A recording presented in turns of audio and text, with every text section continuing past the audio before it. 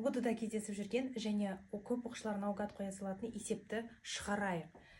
Берілгені бойынша синус 2 арк синус 4-тен 3. Оны шығару үшін біз бұл арк синусты альфа деп белгілеп алайық.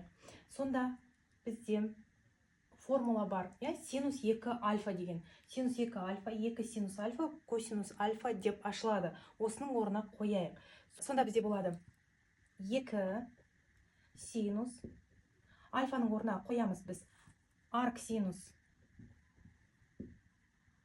4-тен 3 жақша жабылған көбейту косинус альфа, косинус жақшаның ішінде альфаның орнына арк синус 4-тен 3. Ереже бойынша бізде синус пен арк синус қысқарып кетеді. Сонда бізде синус альфамыз 4-тен 3 болады. Енді бізге табу керек косинус арк синус 4-тен 3-ті, косинус арк синус 4-тен 3. Ол бізде косинус альфа, косинус альфа тең. Косинус альфаны біз формула бойынша білеміз. Түбір астында 1 минус синус квадрат альфа дегеніміз. Енді біз орнына қоямыз. Тең болады.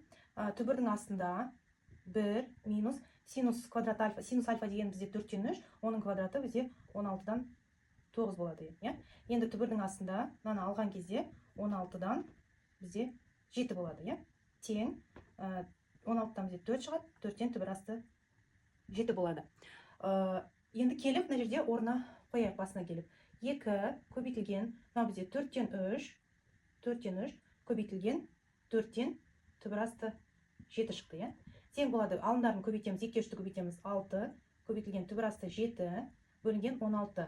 2-ке қысқартамыз, 6 мен 16-ны. Мына жерде 8, мына жерде 3. Сонда бізде 3 түбір асты 7, бөлінген 8 болады.